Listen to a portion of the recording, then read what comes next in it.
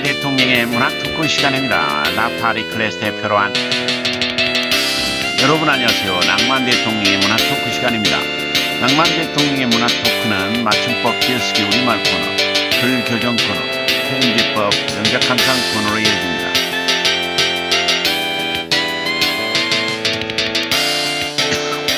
네.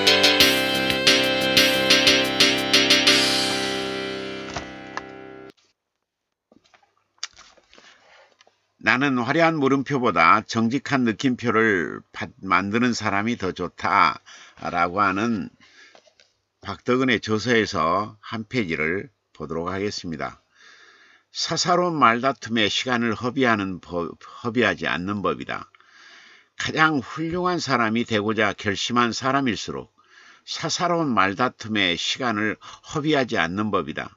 그러한 이 일로 인해서 빚어지는 성질의 악화나 차절에게 감퇴는 누구나 원하지 않는다. 이쪽에 반쯤의 타당성밖에 가지고 있지 않는 일이라면 크게 양보하고 자신이 만만한 일일지라도 조금은 양보하면서 살아가야 한다. 이는 링컨이 우리들에게 주는 조언입니다. 세상은 넓고 크고 할 일이 많습니다. 그러나 인생은 짧습니다. 가도 가도 끝이 없는 인생이라는 항해의 길, 어이 하찮고 무가치한 말다툼에 시간을 낭비해야 하겠습니까? 웬만한 일은 양보하고 양해하고 앞으로 나아가야 합니다. 해야 할 크고 드높은 일을 위해서 사사로운 걸림돌들은 뛰어넘어야 합니다. 그래야 합니다. 그래야 소기의 목적을 이뤄낼 수 있는 거죠. 네, 우와, 그러도록 하겠습니다. 네. 자, 이번에는 맞춤법 띄어쓰기 우리말 코너입니다. 네.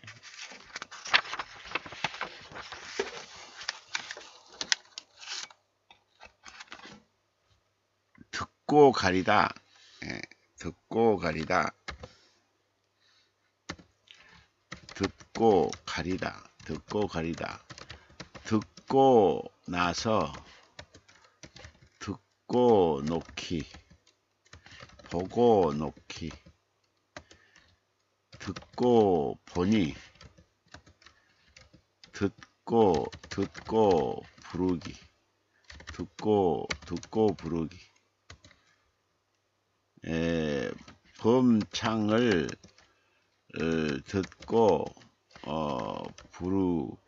부르기 합시다 이렇게. 듣고 싶어하다, 먹고 싶어하다, 공부하고 싶어하다, 듣고 알기, 듣고 있다, 듣고 가리다, 듣고 나서, 듣고 놓기, 보고 놓기, 듣고 보니, 듣고 부르기, 범창을 듣고 부르기 합시다. 듣고 싶어하다, 먹고 싶어하다, 공부하고 싶어하다, 듣고 알기, 듣고 있다. 네. 맞춤법 띄어쓰기 우리말 코너였습니다. 다음 코너는 글 교정 코너입니다. 자, 교정본, 집이요, 어머니 품속, 언제나 따스한 배려가 자리하고, 배고픔이죠. 배고픔, 넋두리에도 다 얼싸나 준다. 어머니 품속 같이 언제나 따스한 배려가 자리하고, 보고픔이 넋두리에도 다 얼싸나 준다. 그 그늘이 높든 얕든, 그늘이 높든 얕든, 기대고픈 감성자라 꿈틀거릴 땐 젖을 물고 낑낑거리던 추억 잠시도 떠나지 않는다.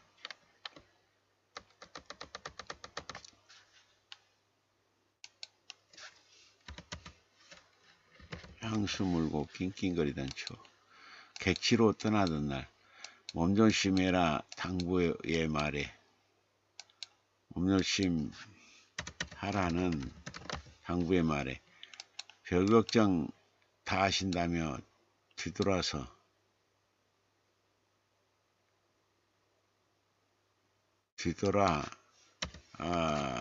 걸으며 눈시울 붉어진 여린 마음, 객지 바람 거셀 때 문득문득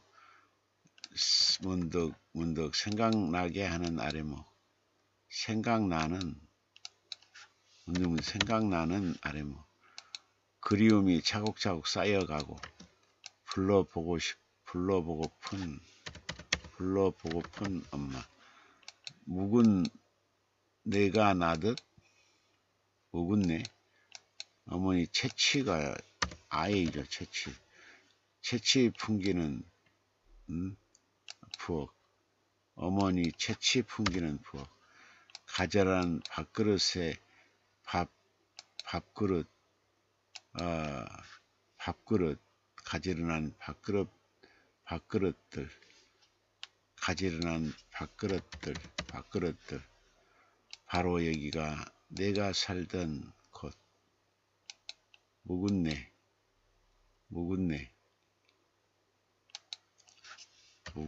좀 이상해. 어머니 채취 풍기는 부엌, 가지런한 밥그릇들,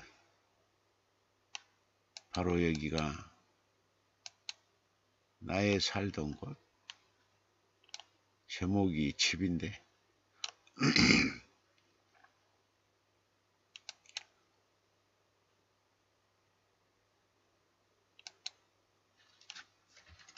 부엌에 가지런한 밥그릇들이 살던 곳.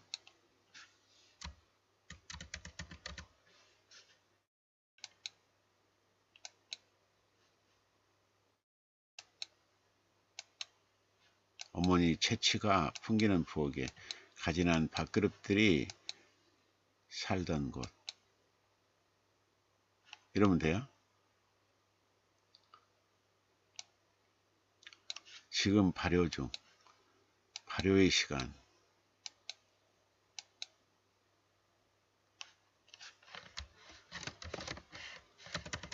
쪽빛 하늘 품고 발효의 향기.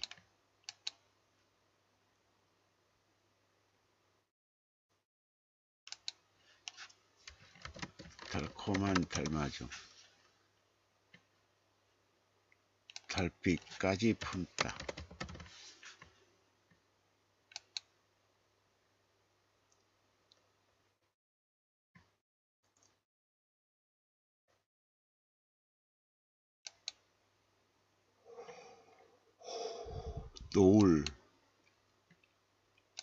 노을까지 품다.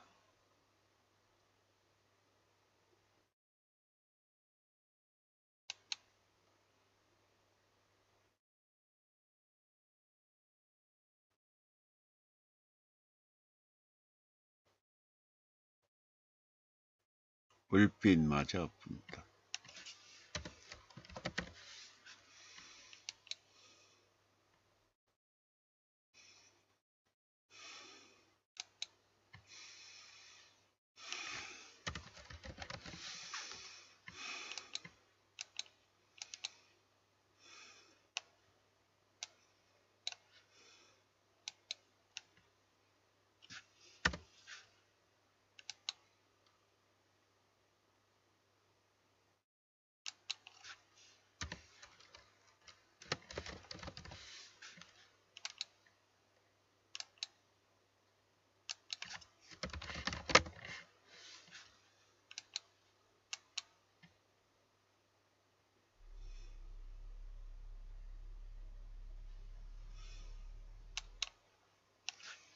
오토만은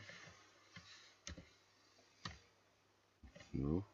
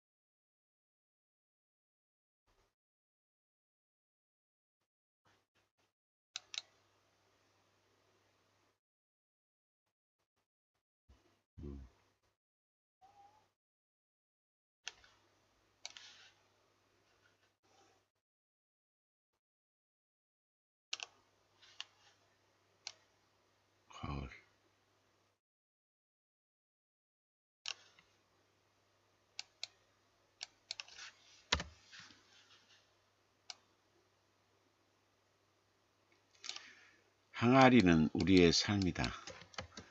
항아리 속의 안과 밖은 시공간을 초월하며 과거, 현재, 미래와 대화한다. 곧 보이지 않는 시간과 세월 속에서 대화하며 자연과 유기적으로 만나 공존한다. 발효되는 과정 속에 곰팡이 꽃이 피어 기다림을 거듭하는 동안 비를 만나기도 하고 때론 눈발을 만나기도 한다. 만나기도 한다. 깜깜한 밤에 달빛 만나 항아리 속에서 발효의 꽃을 피우기도 한다. 우리의 삶도 이렇듯 꼭 찬란하지만은 않다. 인내와 끈기와 기다림으로 성숙하게 버텨온 자만이 깊은 장맛을 낼 수 있다는 이 발효의 미학이야말로 이 시대의 향기라 여겨진다. 달빛, 구름, 노을, 별빛, 하늘, 달빛, 구름, 노을, 별빛, 하늘, 섬진강,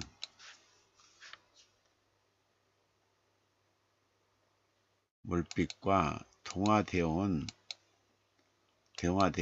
온전히 생태를 품은 내가 되길 바라며 민낯의 소소한 마음밭을 선보인다.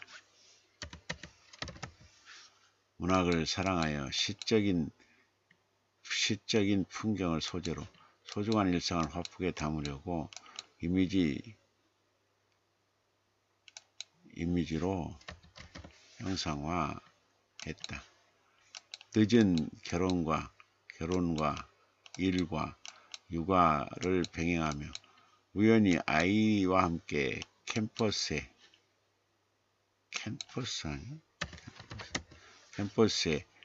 숟가락과 국자로 움직이기를 하며 우연성의 마티에르 효과를 살려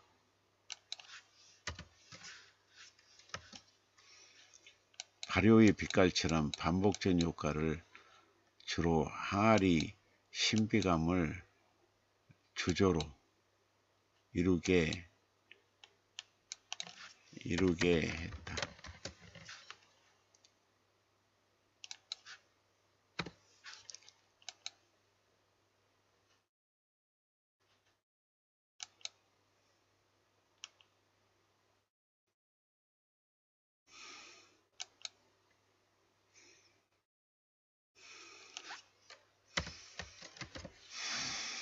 반복 효과로 주로 항아리 신비감을 드러나게 했다. 발효의 찬란한 신비로운 빛깔을 오방색의 화려함과 비단 소재 등 다양한 소재를 시도해 보았다.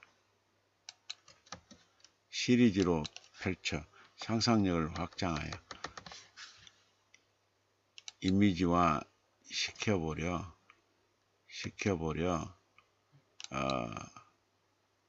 노력했다.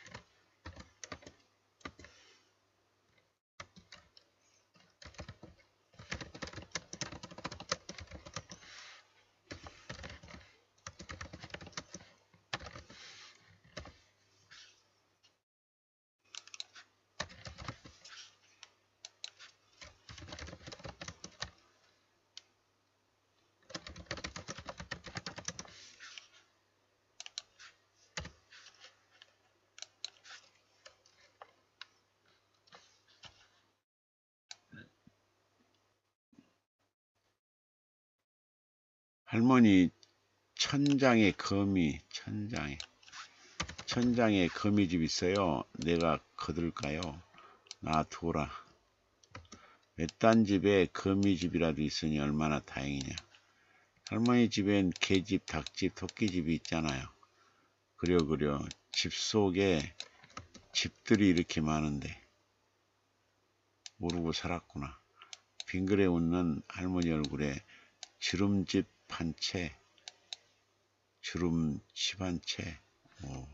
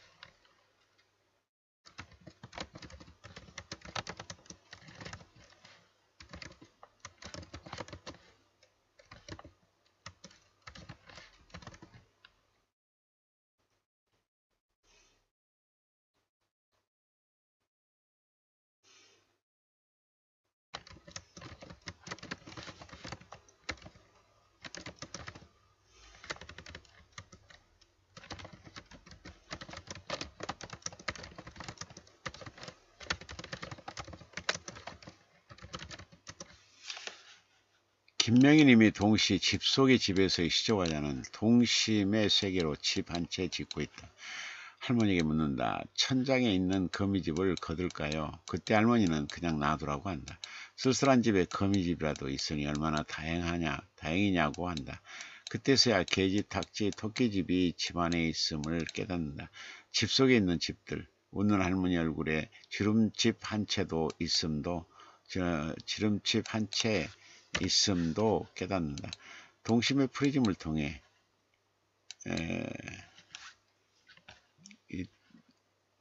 이처럼 동심의 프리즘을 통해 새로운 발견과 해석의 통로를 열고 있다.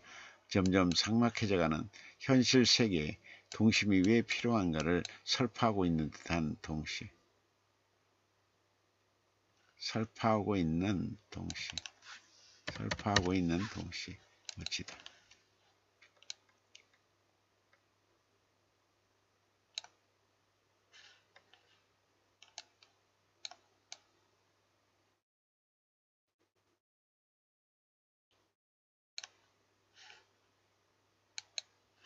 첫사랑을 낳은 여자. 태초부터 엉덩이에 몽고 반점을 그려준 여자. 목신 가시나무 새처럼 피어올리는 여자. 알파 오메가의 밑줄 긋는 법을 가르쳐준 여자. 에로스의 인걸불에서 아가페의 불씨를 구원한 여자. 천국과 지옥 사이 그네를 태워준 여자. 마른 젖가슴으로 병아리를 키운 여자. 한 번도 헤어진 적이 없는 무궁한 여자. 세세토록 첫사랑을 낳고 또 낳은 여자.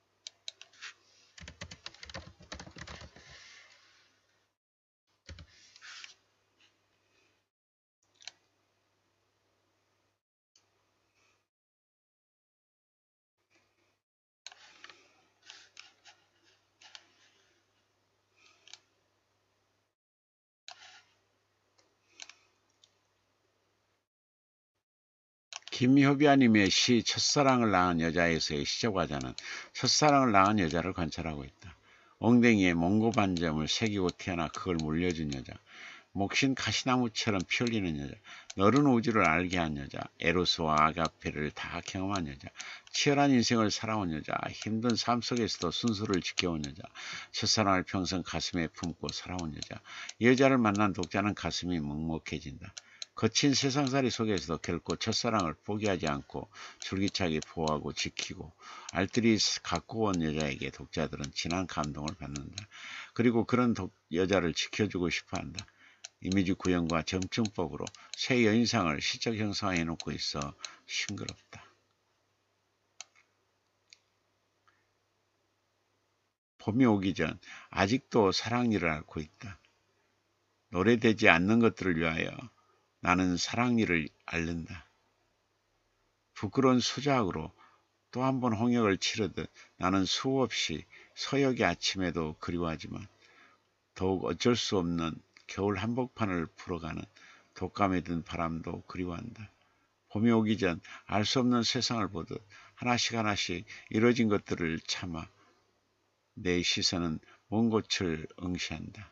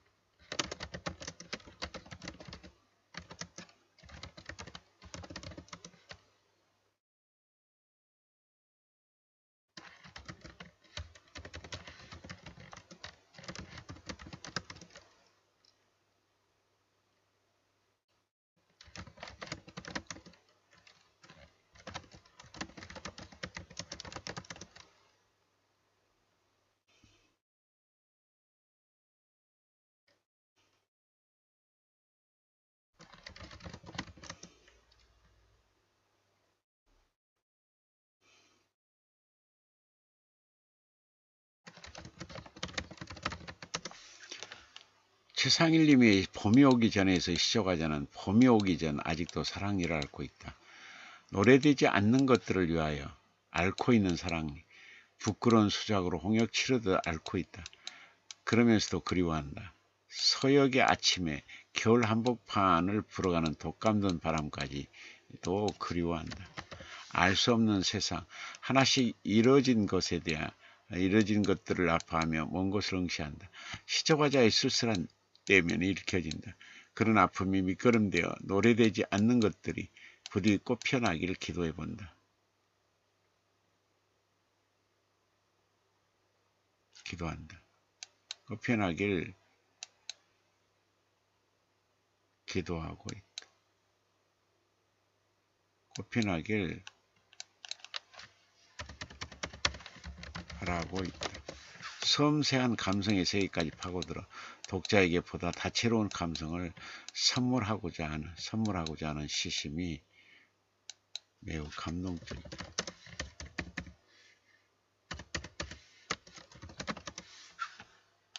매우 감동적이다. 그대의 이름은 도루묵 여사. 자박자박 가을을 제촉하는 비가 내리는 저녁 무렵 연휴 마지막 날이라서인지 유난히 창밖 도로에 차들이 줄지어 엉금걸음을 하고 있다. 하루해가 저물면 생활에 배어든 먼지를 털어내고 안온한 안식처를 찾아가면 사람이나 짐승이나 타고난 본성이라 했으므로 저 기어가는 불빛들도 나름은 서두르는 모양새다. 능숙하게 도로 위를 내달리는 꽁무니의 빨간 빛은 매번 액자 속의 그림같이 오래된 기억을 떠올리게 한다. 도루묵 여사, 차키는 어디 있나? 도루묵 여사님, 간식 좀 주세요. 싱그레 웃으며 말을 건네지만 그 표정들은 웃어 못 견디겠다는 얄궂은 감정이 슬쩍 스쳐간다.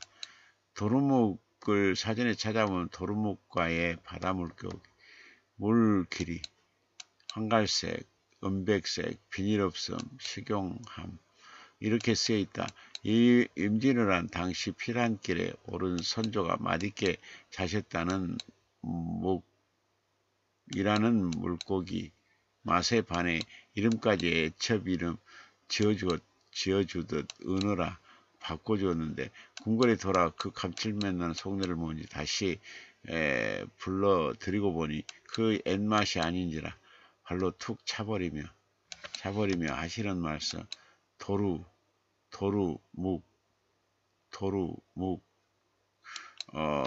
이라 하였다 하여 그리 불리게 됐노라는 우스개 이야기가 있다. 이 명예롭지만 서글픈 명칭이 한동안 나의 이름이 되어 빛을 발했었다. 도루묵 여사, 기분은 짜할 것도 없이 운명처럼 그러련하고 받아들여야 했던 이름인데 그 이유인즉 초보 운전 딱지 하나 떼지 못하던 새 가슴인 까닭일 것이고 더 나아가보면 모두가 내 탓이오 생각하는 허물 때문이었을 것이다. 남편의 코치를 받아가며 운전 연습을 이라는 것을 시작한 지도 한 4년쯤 되었을 때였을까. 주행 연습에서 시작해 어찌어찌 면허증을 손에 쉽게 들었는데 그 다음부터가 문제였던 것이다. 당초 남편에게 운전 연수한다니까 위 동서며 친구며 모든 선배 운전자는 하나같이 반대일색이었다. 남편에게 운전 배우다 이혼한 사례도 있다면서 그냥 돈 주고 배우라는 위협적인 경우까지 해오는 것이었다.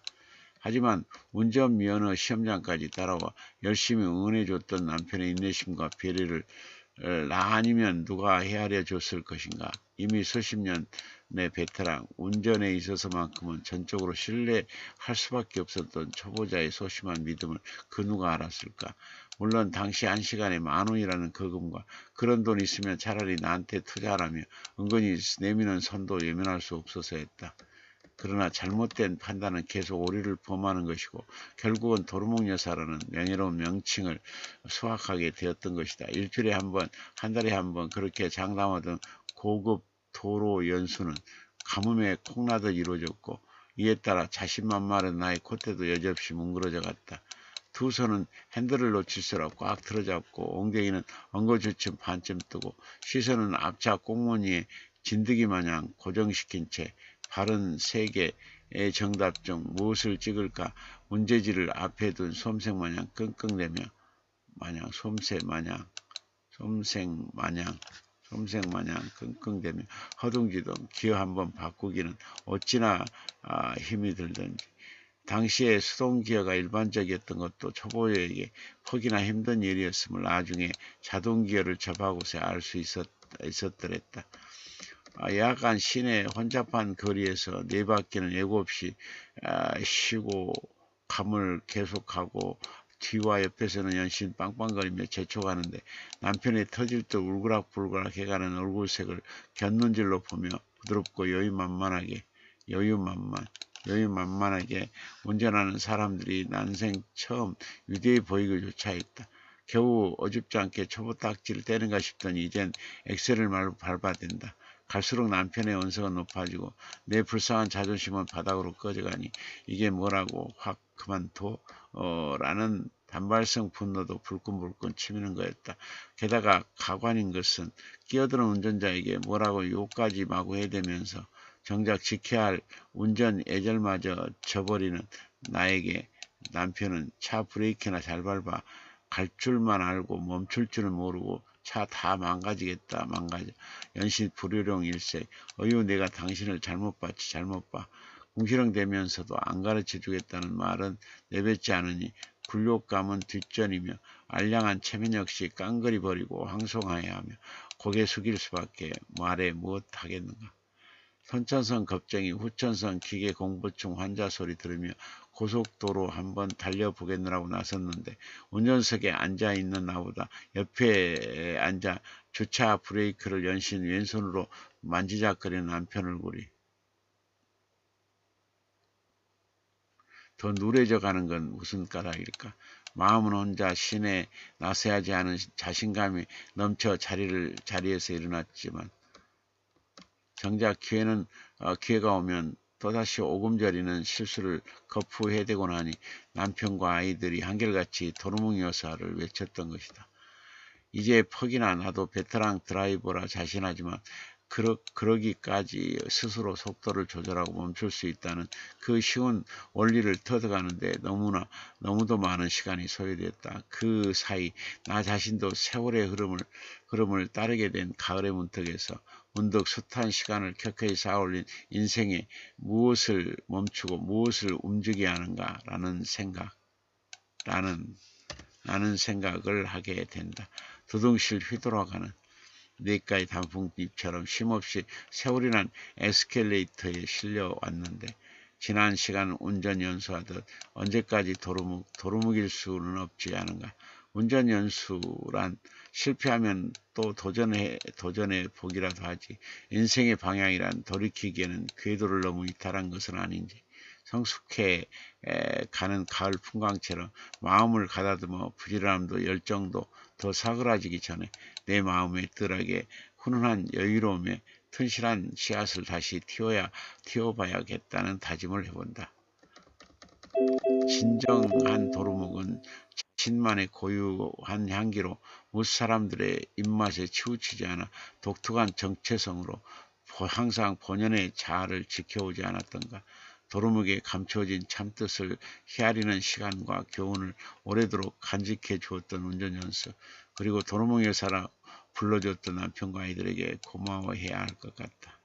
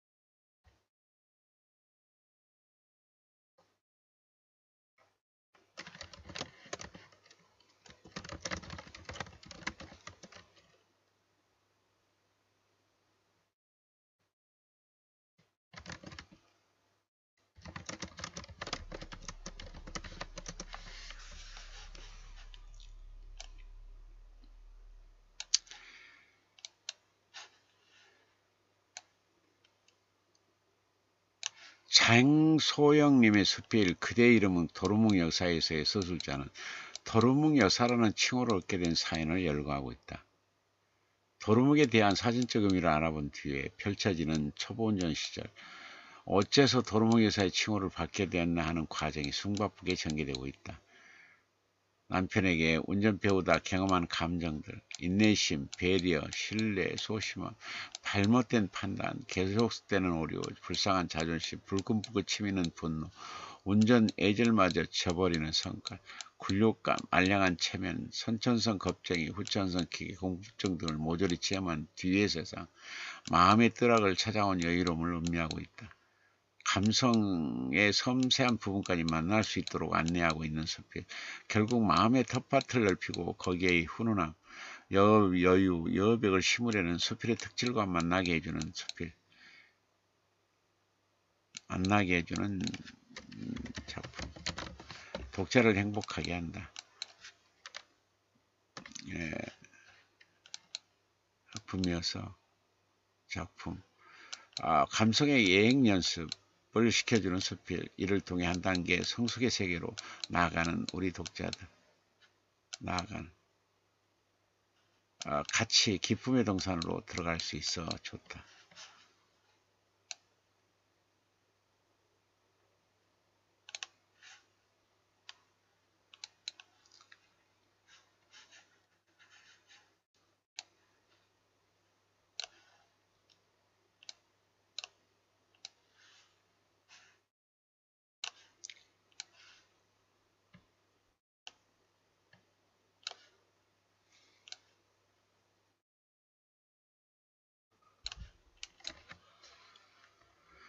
시의 제2시집 발간을 축하하며 이 시에서의 시조과제는 범비를 의인화하여 자신의 내면을 투영시켜 놓고 있다. 조용조용히 걷는 걸음으로 범비는 다가온다. 연초록 심장이 놀라 깨나지 않도록 살금살금 걷는다. 범비는 들떠있는 제 마음을 추스리며 몸의 소리까지 다독인다. 그런 조심스러운 마음을 시조과제는 온종일 애쓴다. 무슨 생각이 저리 깊은지 마음조차 흔들린다고 말하고 있다. 범피가 애쓰는 것인지 시조과자가 애쓰는 것인지 알 수 없지만 생각이 깊어 보인다. 범피가 다가가자 흙의 입술은 보슬보슬 열리고 연두빛 눈망울로 맑아진다. 하늘의 달콤한 속삭임이 입술과 가슴에 닿았던 것일까. 가지마다 또랑또랑한 물방울을 매달고 있다. 문득 의자에 앉아 봄비에 취한 오후를 한없이 듣고 싶다. 마당을 뛰어다니고 마당 바람에 흩날리는 봄비 가득한 오후를 만나고 싶다. 시조과자는 그런 마음을 또록또록 걷다가 뛰다가 무슨 생각이 저리 고고한지 긍정긍정 흩날리고 있다고 말하고 있다. 멋진 표현이다. 깊은 생각을 하며 마음조차 흔들리게 하는 봄비. 또독또독 걷다가 긍정긍정 흩날리는 봄비. 한 줄기 흐름으로 상념 다 비우려 하는 봄비. 바람결에 몸밖에 방울방울 소리내고 있는 봄비. 그리움에 젖어 상은이 남긴 강자옥 지우려 바다로 가는 봄비. 우리가 흔히 만나는 봄비에 대한 묘사가 신선하다.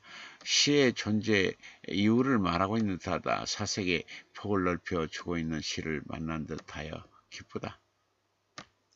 이 시에서 시조과자는 3월의 세계를 이미지로 그려놓고 있다. 3월이면 되는 입이 근질근질 개나리는 3월이 되면 개나리는 꽃자리를 3월이 되면 입이 근질거리는 개나리는 꽃자리를 볼록하게 올린다. 나비의 소갯말이 꽃자리에 닿자 번거러진 꽃망울의 입술들 우울한 겨울을 듣고 봄볕 긁어 모으느라 새들의 날갯이 바쁘다. 3월이 다가오자 나무에게도 봄을 맞이하고픈 심경의 변화가 생긴 것일까. 시조과자는 그런 심경의 변화를 나무 껍질 뚫고 찾아온 시작은 그렇게 아팠다라고 말하고 있다.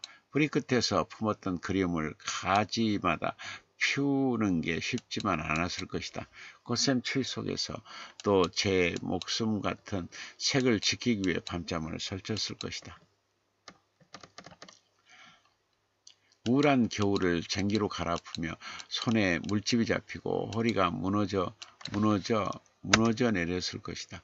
그렇게 하나 둘 3월은 온몸에 땀으로 피어나 눈빛 환한 봄의 서막을 열어놓는다. 몸소리치게 아팠지만 나무 껍질 뚫고 맞이한 3월. 고샘 추위와의 치열한 줄다리기. 밤낮으로 겨울을 쟁기로 갈아엎고 정성스레 심은 봄. 피어난 봄의 서막. 세상의 환호성, 가슴 벅찬 향기, 자장가, 꽃향기 가득한 세상. 너무나 평화스럽다. 3월의 모습을 이미지 구현으로 시적 형상해 놓아 독자의 가슴에 저절로 봄이 스며들게 하고 있다. 이 시에서 시적 화자는 병실에서 만난 전경을 시적 형상해 놓고 있다. 병실에 들어서지 않기 위해 일상을 버티고 버텼을 것이다. 쓸쓸한 저녁에 병실을 점령하지 않도록 일상의 아침은 부단히도 노력했을 것이다. 그 노력들이 물거품이 되고 이제는 기적의 눈치를 봐야 한다. 묽고 두칸 병실의 얼굴로 통증을 참아야 하는 하루를 살아야 한다. 집으로 돌아가는 길을 회복하기 위해 주사바늘에 찔려도 아픔을 속아내야 한다. 그런 아픔을 시적하자는 아픔 가이라는 가슴까지 짓무르는 옷구름 감추고 있다며 말하고 있다. 삶과 죽음의 경계를 잘라먹는 병실에서 얼마나 많은 베갯잎을 적시며 울었을까. 절망의 밤을 매만지며 추락하는 슬픔을 어찌 견뎠을까. 병실의 별빛만 가늘게 떨며 울음을 다독거렸을 것이다. 숨가쁜 기적의 눈치를 보는 사람들, 평소 그리운 얼굴이 다 모여있는 그곳, 아픔 가이질하는 가슴, 짓무르는 고름, 눈 언저리에 솟아오른 눈물새, 차마 헤어나지 못한 사랑, 뇌리에 스치는 애타는 심장 등이 병실에 다 모여있다. 이들이 간절히 바라는 건 부디 환자가 고운 미소 손잡고 선선히 일어나는 것, 기적이 일어나 쾌유하는 것이다. 병실에서의 가슴속 전경이 그려져 있어 매우 공감이 가는 시멋이다. 이 시에서 시적화자는 밤비에 대해 촉각을 세우고 있다. 밤비만큼 센치한 게 또 있을까. 밤의 심장을 두드리는 그 소리, 고독의 귀를 트이게 하는 그 소리, 이 그림을 깨우는 그 소리, 어둠을 껴입고 밤과 밤을 건너다니며 마음의 길을 잃게 만든다. 시적화자는 그런 봄비를 후두둑 흐린 표정으로 갑질하는 소리라고 말하고 있다. 맞다. 갑질하는 소리다. 고난 잠을 깨우며 어디선가 달려오는 웅얼거림이 그리움으로 자리 잡을 때까지 갑질한다. 밤비는 다듬이 소리와 뒤엉킨 채 고독의 눈꺼풀을 열게 하고 정막의 눈을 뜨게 한다. 밤비만 내리지 않았다면 어둠에 젖어 잠들 수 있었을 텐데 꼬깃꼬깃 접어두었던 기억 속에서 아슬한 접어두다. 그리움 하나가 툭 튀어나온다. 밤비 내리는 소리마다 그리움이 열린다. 까마득한 어둠 속에서 휘몰아 나오는 보고품이 방울방울 맺힌다. 시적화자는 그런 심경의 변화를 설렁설렁 쌓을까, 차곡차곡 쌓을까, 인정 없는 이 그림이라고 말하고 있다. 멋진 표현이다. 이 시는 후두둑 흐린 표정으로 갑질하는 밤비, 다듬질 소리랑 뒤엉켜 가슴속 그리운 얼굴과 어우러져 두드리는 밤비, 맨발로 튀쳐나가 잔잔한 반올림으로 정막을 깨우는 밤비를 꺼내놓고 있다.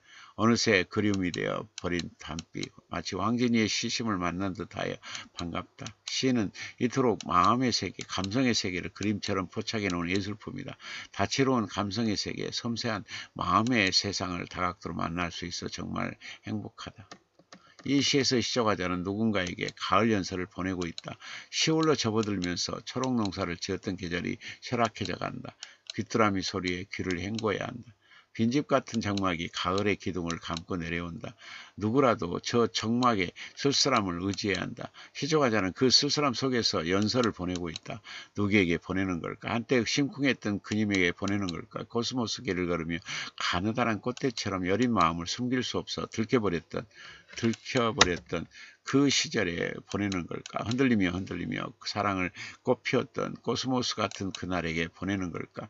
가을 연설을 꾹꾹 눌러 쓴 가을 연설을 꾹꾹 눌러 쓰는 달뜬 마음이 엿보여 좋다. 그 달뜬 마음을 시적화자는 된설이 옆구리에 끼고 만추로 해서는 끝없는 이야기들이라고 말하고 있다. 끝없는 이야기는 님에게 닿았으면 좋겠다. 아니, 끝없는 이야기가 벌써 그 시에 닿았는지도 모른다. 어쩌면 가을 자체가 연소인 것이다. 이 시는 세잔한 들국화가 바람에 펄럭이고 풀섭은 서걱거리고 솜소리조차 고요 속에 파묻히며 시의 문을 열고 있다. 펄럭임과 서걱임과 고요가 묘한 긴장감을 주고 있다. 풀잎이 흔들흔들 가녀린 스치임이 님의 숨소리인 듯 항들거리는 코스모스는 퇴색한 님의 모습인 듯 흙내마 안기는 빗소리, 된소리, 옆구리에 끼고 만추로 일어서는 이야기들 이게 모두 가을 연서가 되고 있다. 섬세한 감성을 포착하여 펼쳐지는 묘사가 독자의 가슴을 촉촉이 적셔주고 있다. 이 시에서 시조화자는 그리움의 세계를 그려놓고 있다. 우리는 저마다 그리움의 힘으로 살아간다. 부모는 자식이라는 그리움의 힘으로, 열정은 꿈이라는 그리움의 힘으로, 봄날은 꽃이라는 그림의 힘으로 살아간다. 그림은 맹목적이어서 갈등과 충돌로 얼룩이 져도 끝끝내 꽃을 피운다. 시조과자는 그런 그리움의 맹목성을 잔잔한 호수에 온종일 풍선처럼 떠돌듯 어느새 내 앞에 서 있습니다라고 말하고 있다. 싶습니다라고 말하고 있다. 그림이라는 섬이 위배된다 할지라도 차마 혹독한 그림의 계절을 버리고 갈 수는 없다. 그리움은 더 큰 그림을 낳기에 마음 시끄러운 봄날에는 더 아픈 것이다. 마음의 디딤돌로 서 있는 그리움에 귀 쫑긋 세우고 봄밤에는 밤새도록 기울이게 된다. 어쩌면 봄날은 어제의 그리움을 오늘의 그림으로 바꾸기 위해 봄볕을 끌어모아 꽃을 피우고 있는지도 모른다. 이 시는 그리움을 다각도로 해석하고 있다. 보고품이 봄날처럼 급행으로 가는 길목에서 마중 나올 듯 서 있는 그리움, 손 내밀지 않아도 마락 반겨줄 듯 서 있는 그리움, 가을바람처럼 길 배웅 나서려는 듯 서 있는 그리움, 차갑지만 따스하게 서 있는 그리움, 온종일 풍선처럼 떠돌듯 어느새 내 앞에 서 있는 그리움, 이런 그리움을 품을 수 있어 행복한 시간, 시의 특질 앞에 매번 새로운 감성 세계를 만날 수 있어 가슴 뿌듯하다. 이 시에서 시조과자는 어느 날 어떤 연주를 듣게 된다. 잊을 수 없는 기억이 일어서며 그 시절의 설렘을 연주한다. 그림으로 시간의 현을 켜면 감미로운 선율의 콩닥거림이 들려온다. 그날의 순결한 자음과 모음들이 방언처럼 튀어나와 음표로 살아난다. 추억의 입술을 들여다보며 음계를 짚어본다. 이별과 함께 지워진 발자국들이 다시 돋아나고 갯내음에 씻겨가는 해저음이 다시 밀려온다. 시조과자는 그리움의 그 마음을 햇살결 입김이 우스히 지나친 그곳에는 매일 찾아온 하루가 살고 있다고 말하고 있다. 매 순간 그리웠을 것이다. 아무리 외면해도 아무리 꽁꽁 묶어도 또 튀어나오는 그리움을 어찌할 수 없었을 것이다. 악장의 첫 장에서 그 마지막 장까지 모두 그림으로 치달았을 것이다. 하지만 그리움의 바깥은 현실이기에 쓸쓸하다. 시조과자는 그 현실을 구름에 휩싸여 초라하게 흐리굽은 겨울, 삐걱거리는 신호음 깨문 신음소리라고 말하고 있다. 그리움에 닿을 수 없는 현실이 아프다. 이 시는 보고품이 남실거리고 가슴에 소리 없이 흘려드는 강물, 길목에 은은히 내려앉는 설렘들, 풍광에 절어 바람의 이야기를 채색하고 있는 미러들을 그림으로 해석하고 있다. 새로운 해석이 돋보인다. 새로운 해석이 돋보인다. 낯설 이야기를 통해 보여주는 다채로운 세상이 먼저 보인다. 이런 싱그러움이 시의 특질과 손잡고 있어 매우 매력적이다. 이 시에서 시조과자는 태화강의 봄을 수채화처럼 그려놓고 있다. 태화강의 물결 문장 위에서 완성되는 느낌표처럼 여느 때가 가득하다. 손끝치며 얼비치는 소리마저 후렴구처럼 리듬감이 있다. 어떻게 태화강을 토시 하나까지 달달 외우며 언어의 회귀를 완성시킨 것일까? 언어의 회귀가 태화강의 봄을 열고 있다. 언어의 긴 여정은 가장 오래된 태화강의 문서와 같다. 그 오래된 문서를 접하는 시조과자의 느낌을 활짝 피운 눈길들이 취한 듯 강변을 걷는다고 말하고 있다. 취한 듯이라는 표현에서 태화강을 향한 사랑이 짙게 다가온다. 태화강이 키운 자식의 언어뿐일까? 우리도 그 강의 자식인 것을, 그런 사색들을 시초하자는 노을빛에 젖은 사색은 사뿐사뿐 감동으로 스며온다고 말하고 있다.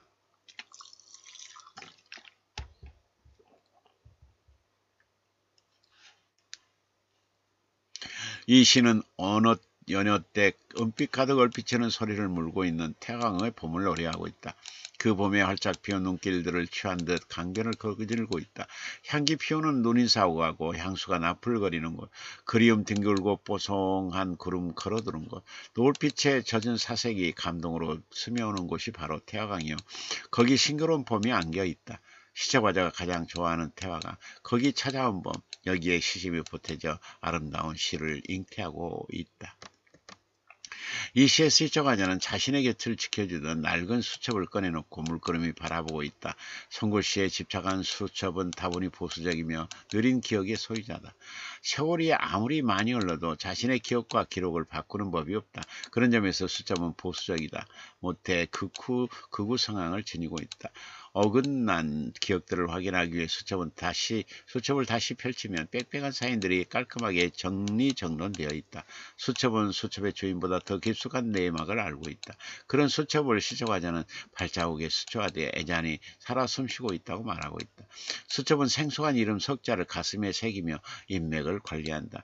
이름 석자와의 인연을 일정표에 매달고 수첩이 요구한 대로 일정에 맞게 만나러 간다. 그 이름 석자와 빼고 간 세월을 먹고 수첩은 자란다. 수첩이 낡아갈수록 이 인맥은 더 두터워지고 손길 묻어둔 추억은 깊어간다. 이 시는 발자국에 수초화되어 애잔히 숨쉬고 있는 수첩, 세월 빼곡이 머금고 손길 묻어 둔 추억으로 눈망울 굴리며 누워있는 수첩, 변색된 종이 넘길 때마다 그리움의 진한 향기 피오르는 수첩, 공한 메아리 바람 타고 밀려와 마음 담아 부지런 떠는 수첩을 그리고 있다. 수첩에 대한 새로운 해석이 맛깔스럽다. 낯설게 하기를 통해 빚어지는 싱그러움, 새로운 각도의 바라봄이 독자들을 한층 성숙하게 해준다. 이 시의 시적화자는 고향집 초가에 대한 새로운 해석을 내놓고 있다. 박넝굴이 올라간 초가 지붕엔 달빛이 내려 쉬었다 간다. 달빛이 내려와 쉬었다 간다. 밤이면 허공포자기를 벌쳐 별을 담으며 옛 이야기를 한다. 초가 지붕 위로 삽살개 개 짖는 소리도 올라오고 부엉이의 날갯짓도 올라온다. 그 지붕 아래서 시적화자는 행복한 인연을 보냈을 것이다. 그 시절의 행복을 지북대기 굴레에 지극정성으로 쌓아놓은 애기꽃이라고 말하고 있다. 형제 자매들과 나누었던 애기꽃에 어머니는 보글보글 노을을 끓여 저녁을 준비했을 것이다. 심심한 부뚜막에 가마솥은 밥솥을 짓기 위해 바빴을 것이다. 장기침에 쿨럭이던 감나무도 밤내음에 기침이 젖어들었을 것이다. 자식들을 키우기 위해 툇마루에 봄을 끌어와 초가집을 지켰던 어머니. 그 어머니의 한생을 닮은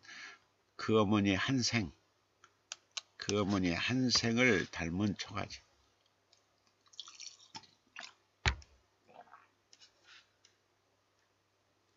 지금도 눈 감으면 집북대기 굴레에 두런두런 이야기꽃이 피어나는 그곳이 바로 고향집이다. 구수한 달래 된장국에 한 모금의 숭늉을 나눠 마시는 곳, 부뚜막에 가마솥이 속살 다 드러내놓고 지칠 줄 모르는 곳, 문지방 너머로 들어온 햇살이 사운되는 곳, 차연을 가슴에 담아 안으로 부푼 몸짓을 소리 없이 다독이는 곳, 어릴 적 추억 가득 매달고 있는 곳, 아직도 젖대지 못한 달빛이 다리치고 있는 곳, 이곳이 바로 고향집 초가다. 초가에 대한 낯설게 하기가 매우 신선하다. 시의 특질을 잘 갖추고 있는 시라서 더욱 감칠맛 난다. 이 시에서 시적화자는 누군가 떠나려 하고 있어서 마음이 쓰인다.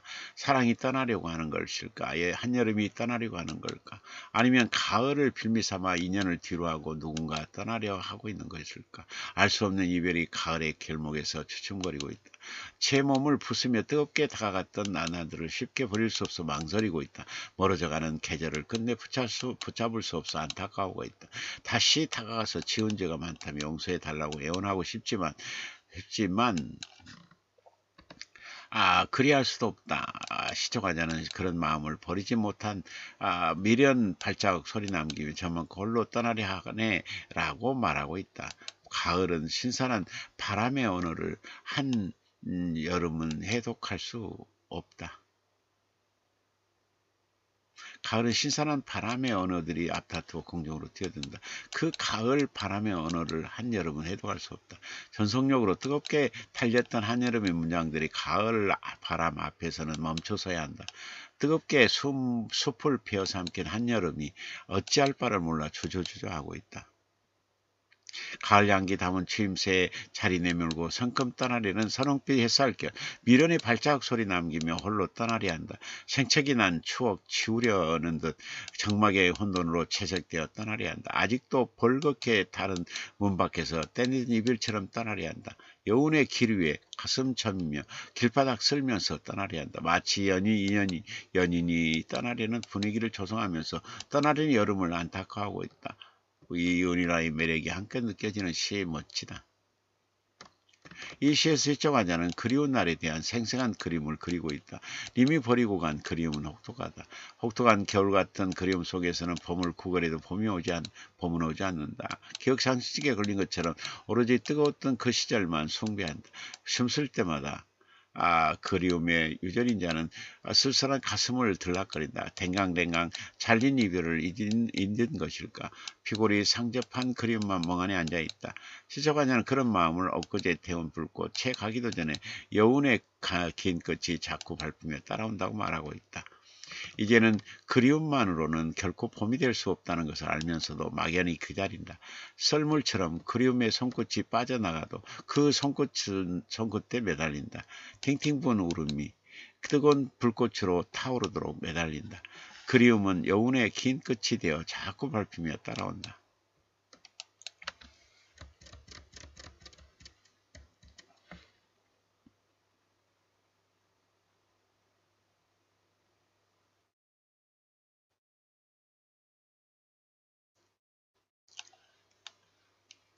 썰물처럼 인연의 손끝이 빠져나다 그 손끝에 매달린다. 팅팅 부은 울음이 뜨거운 불꽃으로 타오도록 매달린다. 그리움은 그 여운의 긴 끝이 돼 자꾸 밟히며 따라오고 눈빛 붓대로 그려보지만 눈꺼풀은 짓눌려 있고 얼굴은 적막에 가려 있다. 보고품은 모래바람 사이로 달리고 있고 가슴 속 뜨거운 불꽃은 아무도 끄지 못한다. 그래서 밀려오는 그림을 꽉 움켜쥘 수밖에 없다. 이게 그리운 날에 찾아오는 내면의 전경이다. 평상시에 미처 포착할 수 없었던 세계를 이토록 실감나게 이미지로 보여줄 수 있다. 그걸 입증해주는 시라서 더욱 매력적이다. 자, 오늘은 여기까지 할까요? 예, 여기까지 하겠습니다. 네. 프랑게님 교수님 안녕하십니까? 프랑게님 문어님들 반갑습니다. 네. 아정님 교수님 안녕하십니까? 문어님들 반갑습니다. 프랑기님 아정님 반가워요. 아정님 네 반가. 송호님 안녕하세요. 프랑기님 안녕하세요. 프랑기님 송호님 반가워요. 송호님 아정님 안녕하세요. 세실리아님, 송호님, 프랑기님, 아정님 반갑습니다. 프랑기님, 세실리아님 반가워요. 아정님, 네, 세실리아님. 송호님, 세실리아님 안녕하세요. 아정님, 교수님 수고 많으셨습니다. 아정님, 문호님들 굿나잇. 프랑기님, 교수님 수고 많으셨습니다. 프랑기님, 문호님들 편안한 밤 되세요. 네. 자, 오늘은 여기까지 하겠습니다. 네.